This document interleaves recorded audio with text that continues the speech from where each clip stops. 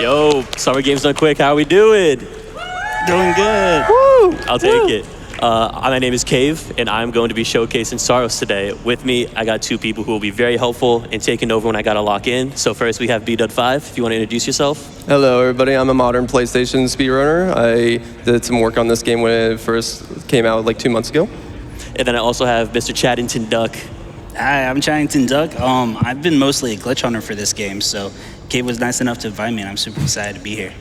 Yep, and with that, we're going to go ahead and jump right into this run. My understanding is we had an incentive for choosing the armor Arjun's wearing. And I think the right option won, by the way, but I need to hear Kuri say it. Give me 1 second to pull it up. Yep, the first option will be Astra at $390. Thank you. Yep, shout out to you guys that donated for that. That was the right choice. Thank you guys for the donation. So yep, now I'm just in, my Astra suit. Shout out to Returnal, also a great game from Housemark. With that, we are going to jump into this run. The full title of this category is technically New Game Plus, all bosses, and then 4 variables following after. So I'm doing the glitched, seeded, modifiers, current patch version. If you want to look at the leaderboard for that, you might see something funny. Otherwise, all that means is I'm using a file where I have most of the stuff that matters unlocked. And we're also going to be able to use the Carcosan modifiers, which were something new Housemark introduced to this game to make it a little easier for people. Casual playthrough, I didn't use any, but I want to go fast. So of course I'm going to add stuff like, absorbing more power or increasing all damage that I send out or decreasing damage I take. So that is the modifiers part of this run. With that, we are going to jump right into the first biome, which is going to be Yellow Shore. I can do them in any order, really, outside of this first one. So if you have played SAROS and you have a certain boss that maybe you want to see sooner, go ahead and send in a donation saying you really want to see Prophet next or you really want to see Bastion. And that way, maybe I'll go ahead and do that next. So with that, we're going to go ahead and get started. So we can start the timer in 3, 2, 1. Go. Good luck. Ooh, forgot to go.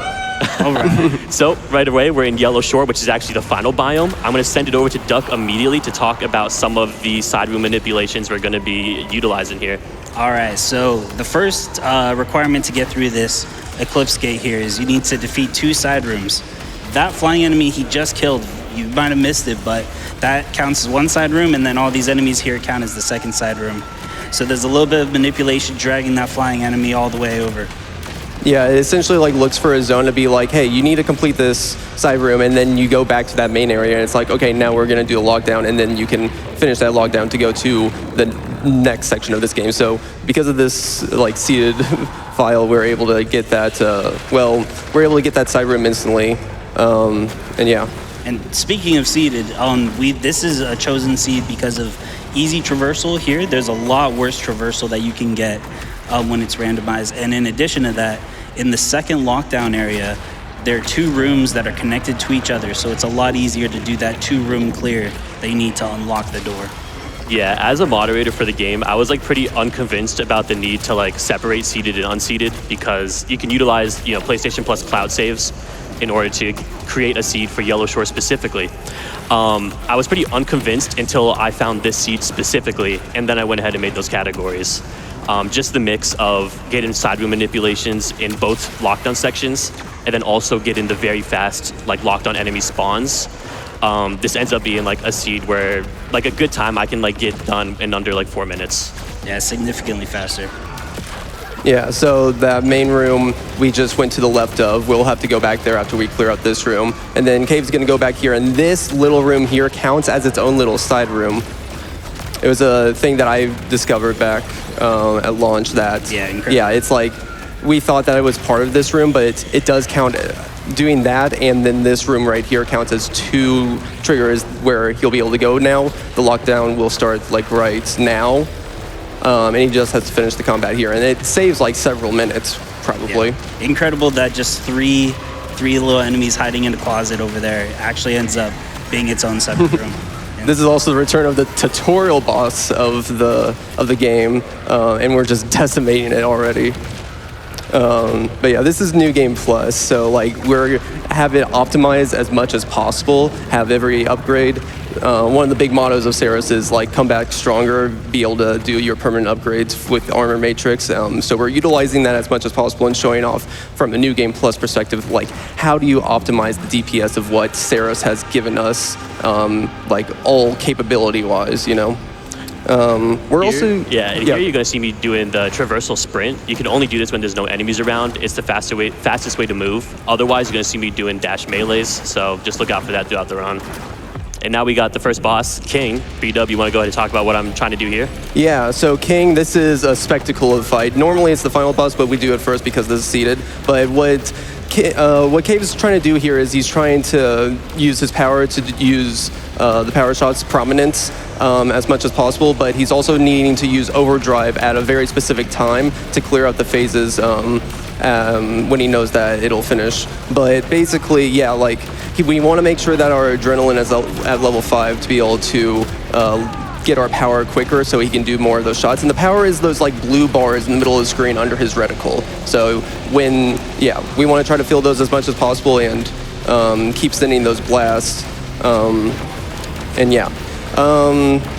Overdrive is something that's going to take like several, like maybe like every like 20 seconds we'll be able to recharge it and fight it first, but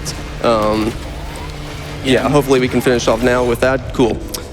Sweet. Curry, any biome? Anyone come up with a donation for a next boss? Well, I don't see any here. Folks, if you want to donate to see the next boss, please let me know. But if you need one right now, how about we go for Architect? How's that sound? Perfect. Ooh. All right. Great choice. All right. And I've got some messages anytime you have some time. Yeah, this next biome, I think we will be able. That's not Architect. All right. You can actually go ahead and start some of them now if you'd like. Sure thing. $50 from Mental Toast. It makes me so happy to see you crushing another House Smart game on the GDQ stage. Good luck on the run, and thank you for all your hard work you do for the community. Shout out Toast. Yeah, I just... So a couple of things we can talk about now, I think, are going to be, since this is New Game Plus, we obviously have the chance to choose what weapon I'm using. So for this specific category, what we found to be the fastest for clearing out rooms and killing bosses is the Reaping Chakram weapon and the Prominence power weapon. So Bdud5 you guys want to take over as far as like what makes those weapons good, how I'm using them, things like that? Yeah, so one quick thing, one of the permanent upgrades that we have is to start with level 25 on our prominence. So we will have like our level will be tied to that prominence level, and because of that, we'll be able to have a few traits on our weapons. Like it's like every like 10 levels or like 7-10 levels something like that we that. get a trait. So two of the traits that we're looking for is kind of like the vacuum wave. It's going to be able to like suck in projectiles and like kind of do more damage around it. The other big one is like the bouncing chakrams, which will be able to like, once we shoot every chakram, they're going to just keep like ricocheting off of them, and that really is what will do most of our damage with a lot of these bosses. You can kind of see it there. It's that purple line that's bouncing all around the screen. That's the bouncing chakrams we're talking about. Yeah, so what Cave's going to be constantly doing is he's going to be using kind of like the alt fire, which it uses the PS5's like adaptive triggers. Like it's not like a full L2 press as it was in Returnal, but instead in this game it's going to be a half press. So Cave is constantly doing that half press and then firing, and then once the chakram actually hits directly at the enemy, he does the alt fire aim again to retract it. And every time he does that, it's going to send like another like bouncing chakram around and ricocheting more. So he makes it look really easy too. Yeah. I personally have such a hard time with that half. Me too. I always like either like full press it down. And yeah, Cave is really good at optimizing the DPS more than either of us could do it. One thing you may have seen in this biome, and then also in the last one, were the solar cages. So we also call those lockdowns just because that's what they were called in Returnal. And essentially, when you are in those, you have to kill all the enemies in them to escape. Each biome has sort of a variable amount of how many you can get. So in Fortress, for example, where we're right now, a lucky fortress, you only get in 1 total, whereas an unlucky fortress, you get in 3. I think here we actually just got away with 1 lockdown fortress, which is exceptionally good. So definitely be on the lookout for those throughout each of the biomes. It's also important to note that although the run started seeded, because it is sort of roguelike and it's randomized as you play through, only the first fight up to King is seeded, and then all of the rest of this, Cave is just doing pure skill. He's just winging it and like doing it because he's got so much experience. So yeah, and again, why we have King seeded is because that with the side rim manipulation that we were explaining, that is the most like RNG heavy part of the run, and where you could lose most time to just RNG factors of how the room generation goes. Really? So now we're going to be climbing up to the boss of this biome, Architect. While we're doing that, I think we can actually read 1 or 2 more donations. You betcha. We have $100 from HMQ Sinjin. Shout out to 3K from the Housemark dev team. Tis I, HMQ Sinjin, reminding you that if you break it, you buy it. Good RNG, and may the tentacles be with you. Many happy returnals to all from Finland. Wow. Shout out Housemark. I will ask the developers to close their eyes in one of these future biomes, but besides that, love you guys. Thank you so much. We have time for one more. You got it. $100 from Peter and Grace. Finish SAROS just in time to marvel at this run. Best of luck to Cave. The sun is forever. Awesome. Appreciate you guys donating. Make sure you keep it up. With that, we have Architect. So, Bdud, you want to take this over for the little bit it lasts? So this is a really cool boss. It's a very, like, it flies around a lot, though. And because we want to be, like, very close with our chakrams to do massive damage, we don't like it when Architect flies away. So, like, we are trying to do enough damage before he did that, like, flying away animation. Did it really fast, but we were able to finish off with an overdrive there to like clear out that first phase as soon as he came back. Second phase just gets demolished there, and now he's going to come back for the third phase, and we have our overdrive ready. So this should hopefully go quick once we get a good time for this. Very good. And another thing is like when Cave is doing overdrive. Like if he has the vacuum trait, the vacuum can actually like eat up the overdrive. We'll probably see another example in the boss. It'll happen. I'll be sure to point it out, but know that where you're aiming the overdrive matters. And sometimes like just the explosion radius will be enough, so we'll like aim it at the floor. But yeah, Architect, it's such a cool boss.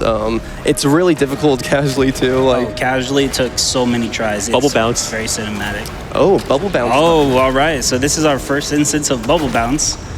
You can see right there. That's doing a dash and then a melee jump. And if you hold it, the hitbox of the bubble actually gets you a little bit more vertical speed than you normally would get just from doing regular jumps. So we use that in a couple different locations. You'll see that in later biomes too. Yeah, there's literally only one room orientation where you can do it in this biome, and it's random if you get that. So shout out to the RNG for letting me show off bubble bounce one more time than I thought I would have been able to this run. Where we're in right now is Acolyte's Haven. This is also a pretty late game fight. The boss is spectacular here, so I'm super excited to get to Shepherd when we do. As far as like a lot of the room orientation things I'm looking out for, there are puzzle rooms scattered throughout this biome. This is actually the fresh file pattern, which is funny. So it has a nice little shortcut here that we like to use. But the main holdups with this biome in general that I'm trying to look out for are going to be those longer puzzle rooms. So hoping that we get like a good one. And then also we're hoping that we don't get any lockdowns. So I think this is going to be a lockdown room, which is unfortunate because as I mentioned earlier, you know, each biome has like a random chance of when you do get lockdowns or if you are at all. So ideally for Acolyte's Haven, you're getting none, but we got the one here. So a little bit of time lost, but not too bad. And now we're going to activate the Eclipse. We don't really talk about the Eclipse much because it doesn't matter much for this category, but it makes a lot of the enemies stronger and with different bullet patterns. But then it also rewards you with extra Lucenite, so there's sort of like a give and take in the mechanics. It also lets us access these Eclipse threads that you sort of grind on like a rail. But with that, we're able to just go right and do Shepherd. So you can go ahead and talk a bit about this boss, Bdud. Yeah, so Shepherd, this is like kind of like Cthulhu-inspired. Well, actually, I think like the lore kind of encourage or like, yeah, it kind of like encouraged Cthulhu and like the Lovecraft stuff later on, actually. But yeah, with this boss, we're gonna have to focus on the tentacles first. We're gonna have to destroy a few of them. They're gonna come and try to slide in and take us. But the blue projectiles are pretty important here too. Cave accidentally Vacuum wave sucks. That's what the vacuum wave is. It'll just like suck in the projectiles, but because of the like, we didn't really describe it, but one of the new things from Returnal is the shield here, and by when we're using the shield, we're gaining power. We're filling up our blue bars when we're absorbing those blue pellets. So he really wants as much power from that in this fight and just keep on shooting it. One thing about Shepard is he's pretty far away, so for us to have those like powerful prominence hits all hit and the chakrams to hit, he needs to be kind of close, so he's like being a little bit closer to the edge. Because of that, he doesn't want to be too far away. If you're too far away, you get a better eye scope on like the right projectiles coming towards you, but yeah, so it makes it a little bit harder when you're standing a bit closer. But yeah, there's the overdrive being absorbed by vacuum wave. Yeah, that overdrive just did no damage. I definitely just did that for this. I didn't do that on purpose. That was, or I didn't do that on accident. That was on purpose so that everyone can see what it looks like when it does happen. Yeah, good job. Yeah, no problem. You're welcome. That. You're welcome. Can I get some claps for vacuum wave overdrive? Yeah. Yeah. So we're wrapping up this boss. So if you do want to do some more donations, Curry, feel free. I sure do. All right, folks, that $22 donation train is leaving the station, and with it are some passengers. $22 from Renee, $22 from Amy Xandrite, Let's Go Math, and $22 from Jeremy, Bring on the Balatro. Thank you so much for joining me in that donation train. How about we set up our next one, because we're now over $22,000 on that Balatro incentive. Wow. All right, folks, how about this? A $33 donation train. We're upping the ante here, folks, all right? Help me chip into this and chip into our donation total here. gdq.gg/donate. $33 donation train, we'll say leaves, I don't know, 10 minutes from now at 23 minutes into this run. So, folks, queue up those $33 donations. Getting a little bit of the Expedition 33 hype. Maybe, there we go. Yeah. So what you might also see me doing when I'm coming off of grapples is you can do some bunny hops using the momentum that you're getting from grapples that are in the air.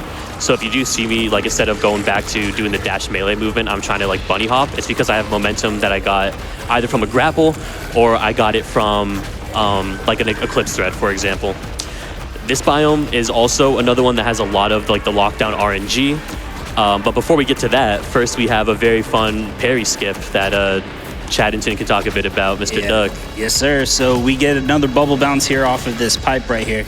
Normally you have to go through a whole bunch of side rooms and you would have to then talk to an NPC in order to unlock one of the key tech items in the game, which is a parry that lets you parry these red bullets here.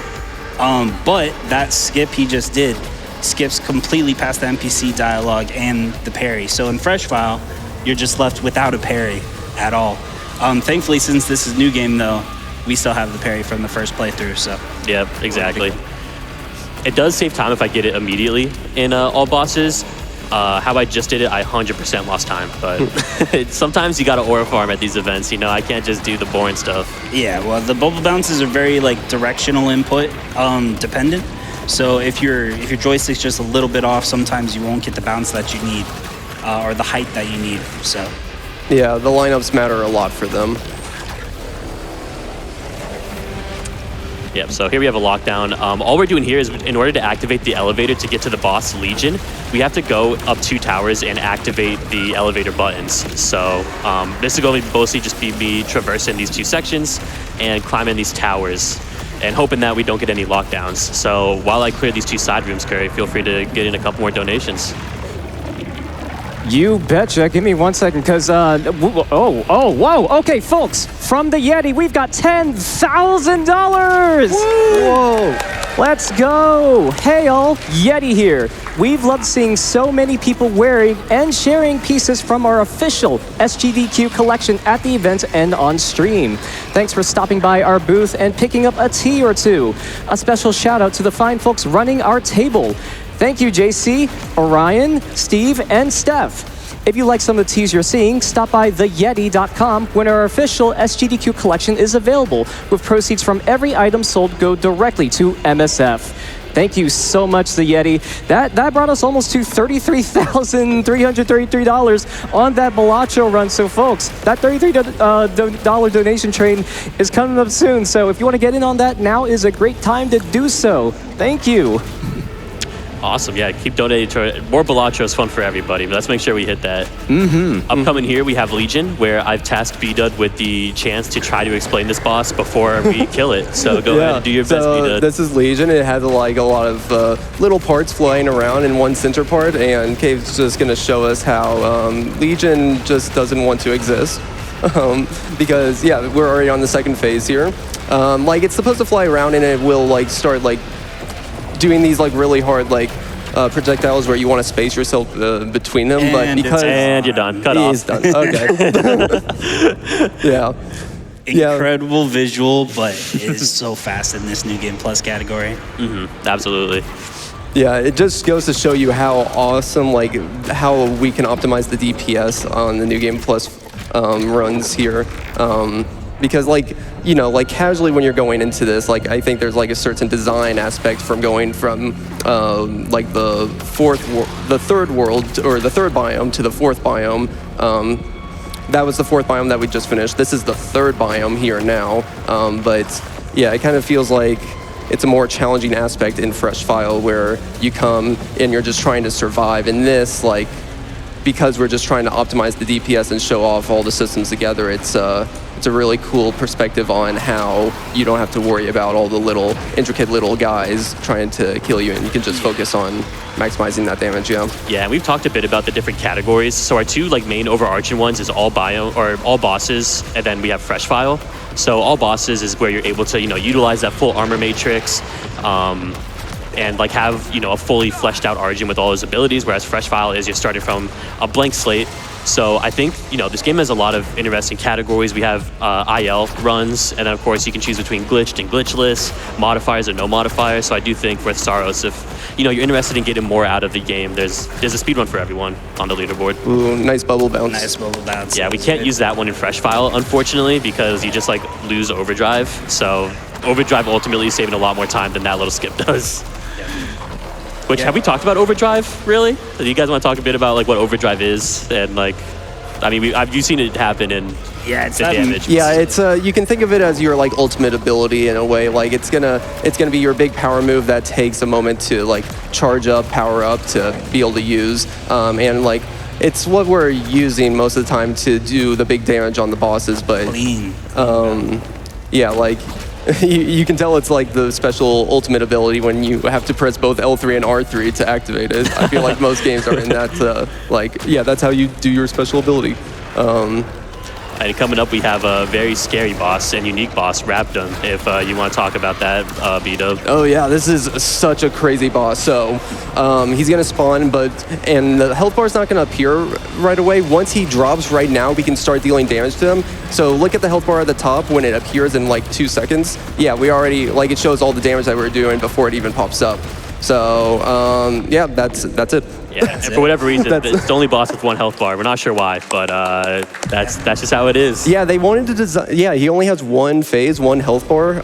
So I remember when I went through this boss casually, I'm like, I went through it. I thought it was a mini boss, and I got the trophy. I'm like, wait, that was the real boss. Yeah, where's the second phase? You know. But I think it's like also a way to like set up a lot of the mini bosses that will show up in like the solar cages like later on after that biome. So because the mini boss is very similar to that Raptum boss. Yeah, and now here we have a big glitch. So this is where any Housemarque devs watching, just close your eyes for like a minute. We would appreciate that. Doug, you want to talk a bit about this glitch and like the history of it? Yeah. So this glitch is a crazy one, but it's gone through about, I would say, 3 or 4 different iterations of it. First bubble bounce is crazy. And he just got that first try, which is amazing, guys. Getting that first try is insane. And what this does, in this biome, you have to go through 2 paths, one to the left and one to the right. And it's a massive trek, lots of scary enemies.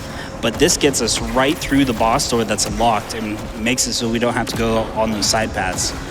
So he's just walking right now above the boss arena. And he's just going to go right down. Yeah, and now we're in Bastion. So we're already here. Bdud, feel free to talk a bit about what this fight's about. Yeah, so this boss will, it has 3 phases. We're already done with first one, and it's going to spawn 5 turrets here, all right? So Cave is going to really quickly, as soon as each turret spawns, get it as fast as possible, and now we're going to do second phase. For after this phase, it's going to spawn 8 turrets, and the first one are going to have shields, so he has to be very close. That's pretty good RNG. That's really good turret RNG for those. And now he's going to go back to try to spot all of them as fast as possible. But yeah, the big time save here is getting the right turret RNG to kill them fast. And then we finish with a big overdrive, and yeah, we're done. Good job. Really good. Next, we're going to go ahead and go actually to the first biome now. And I don't feel like we don't have a whole lot to talk about there. So Curry, feel free to go ahead and get us some more donations. Quick question for y'all. Have you done Legion yet? We did. Legion was came and gone pretty quickly, unfortunately. Got it. Hey, that's all good. That means Erica, who sends in $25, already got to see that because they had a boss suggestion. Legion, Legion, Legion. And it goes on for a while. Sorry, so thank you for that. Yeah, that's all good. Remember, folks, that $33 donation train is almost ready to leave the station.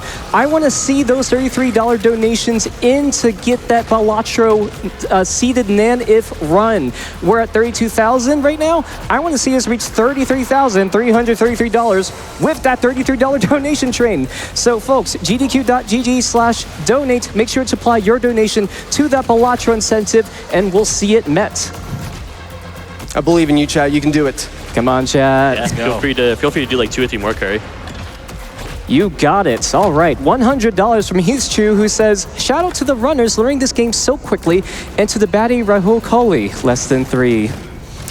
Also $25 from Asif Fraket, who says, I finished SAROS last week. Can't wait to see how a game that took me 20 plus hours to beat can be destroyed in under an hour, even on New Game Plus. Happy running. Happy running.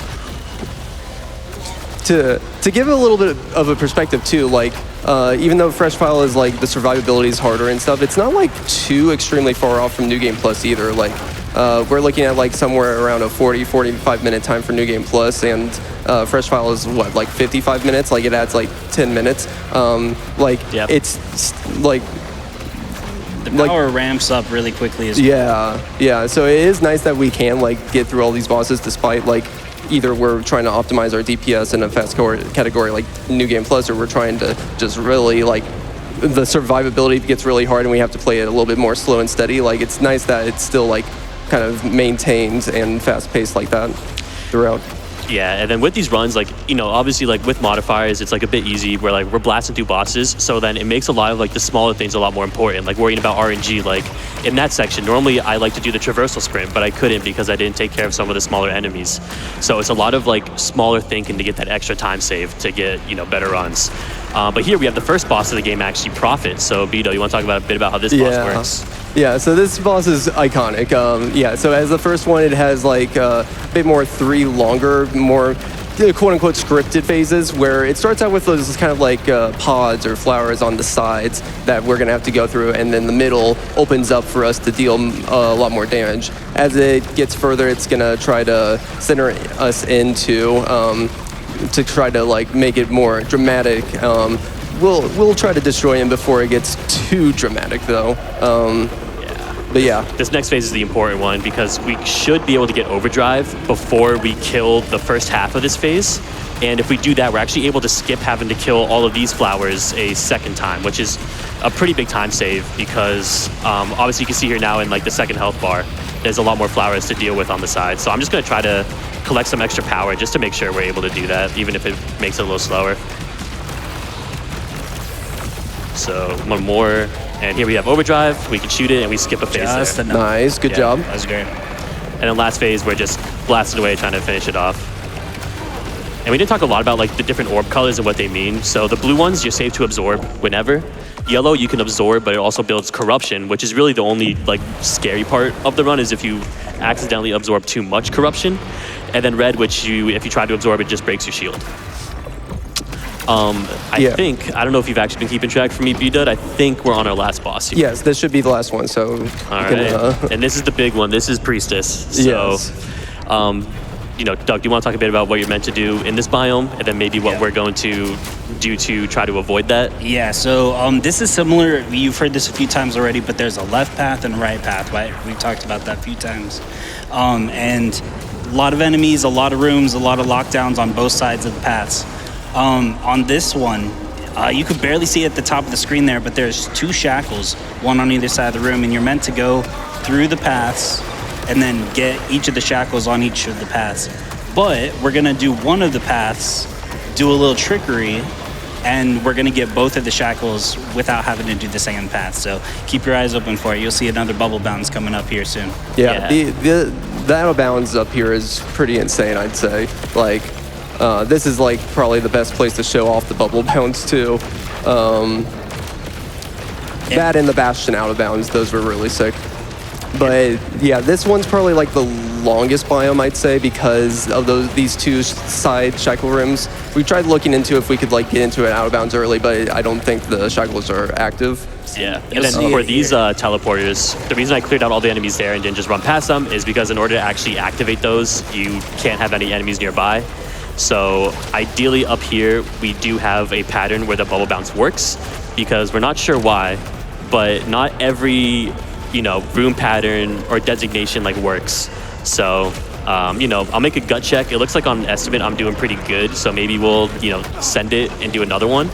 But right here we're gonna find out if we got a good bubble bounce or not. We're gonna Fingers crossed. Yeah, fingers crossed.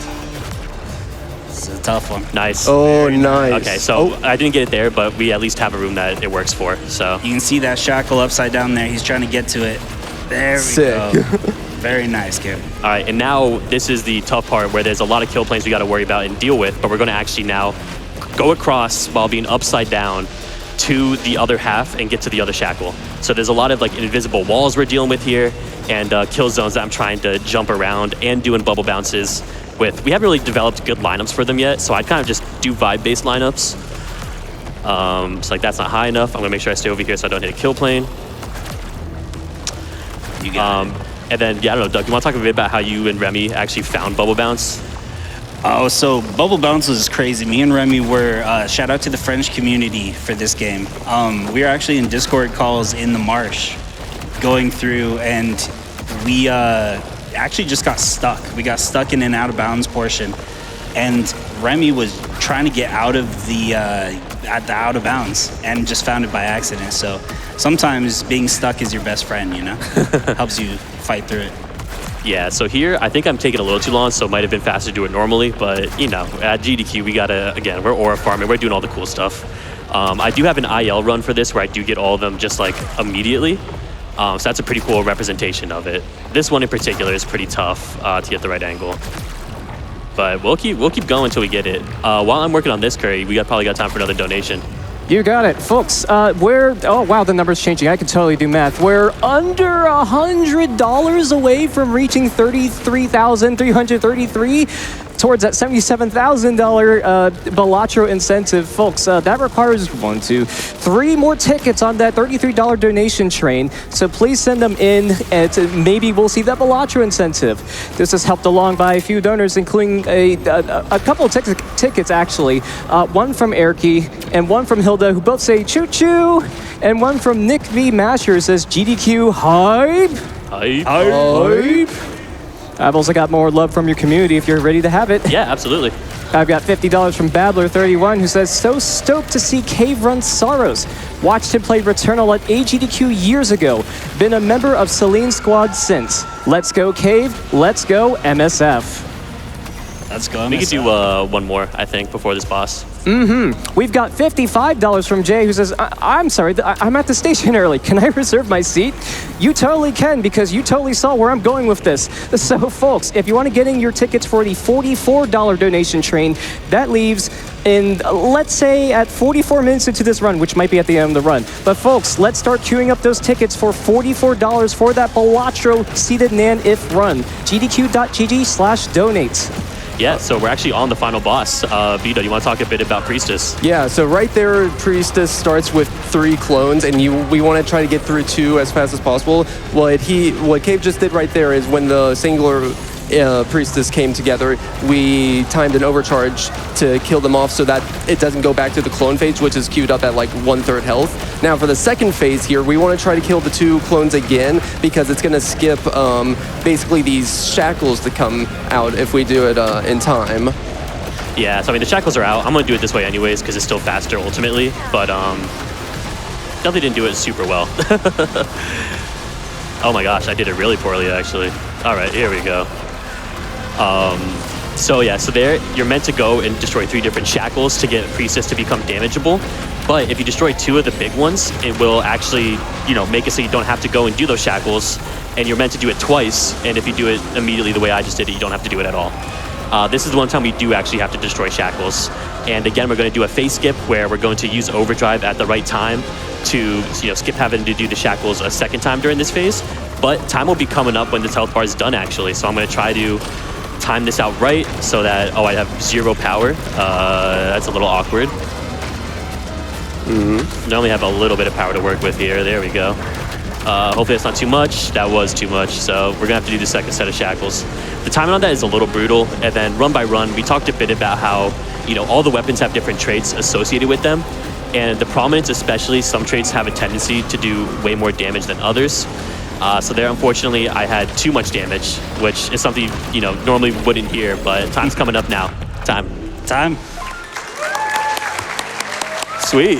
Yeah, 33. That's this is going to sound very silly to say. At the start, we talked a lot about how there's a lot of variables, but that is a world record, technically. That is a world record. Probably also the only run in that category, but we'll take it. Let's go, man. Let's go. To be fair, even though it's the only one in that category, this is the fastest recorded all bosses run. Absolutely. So it's we'll count it. With that, we can do some quick shout outs. Obviously shout out Bdud5 being here helping me out.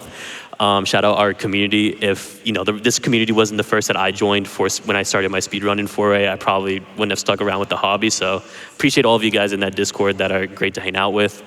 And then shout out my fiance for supporting me coming out here doing this while we should be wedding planning. So love you. Can't wait to get married. Bdud5, you guys got any shout outs? I don't got anything from me. How about you, Duck? I just want to say thanks to GDQ, everyone out there. I see you guys. Appreciate all of you guys. Yeah, big shout out all the people in the background. They're Exactly. absolutely crushing it, and you guys are doing an awesome job. You guys are doing great. Thank you. And keep donating to Doctors Without Borders and MSF. Yep, thank you, everybody.